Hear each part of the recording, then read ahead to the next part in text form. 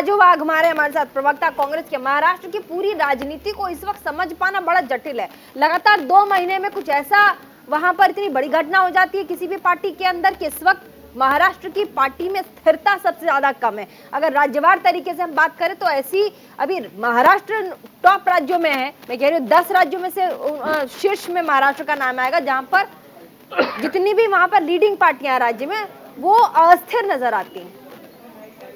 देखिए, कोई पार्टी अस्थिर हो या उनमें स्थिरता नहीं हो, आपको एक बात मानना पड़ेगा कि कांग्रेस पार्टी में पूरी तरह से स्थिरता है और स्थिरता रहने वाली है।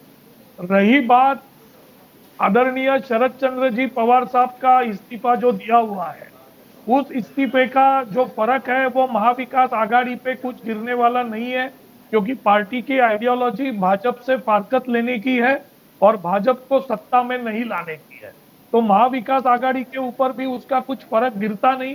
As a political study person I can talk about it कि पवार साहब ने जो इस्तीफा दिया है वो इस्तीफा मेरे ख्याल से 2 दिन में वो पीछे लेंगे, क्योंकि जिस तरीके का महाराष्ट्र का माहौल है और जिस तरीके का देश पे विरोधी दल का जो माहौल है, ऐसे वक्त पवार साहब जैसा अनुभवी नेता और पवार साहब जैसा अनुभवी राजकीय तज्ञ इस घड़ी में एक सबकी जरूरत बनी पड़ी है।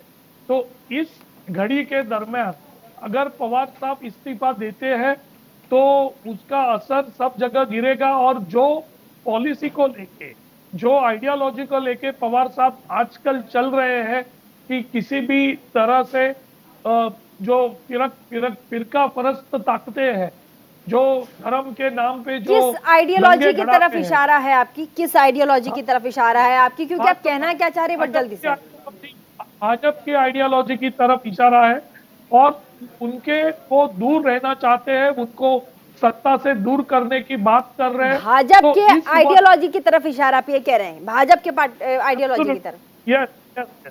तो इस वक्त तो इसमें ठीक है, अगर भाजपा, मैं कह रही हूँ ठीक है, अगर भाजपा के आइडियोलॉजी की तरफ इशारा भी है तो भी इस्तीफा देने की बात कैसे आती है? नहीं, इस्तीफा उन्होंने जो दिया है वो उनका पार्टी का अंदरूनी मामला है कि क्यों दिया है।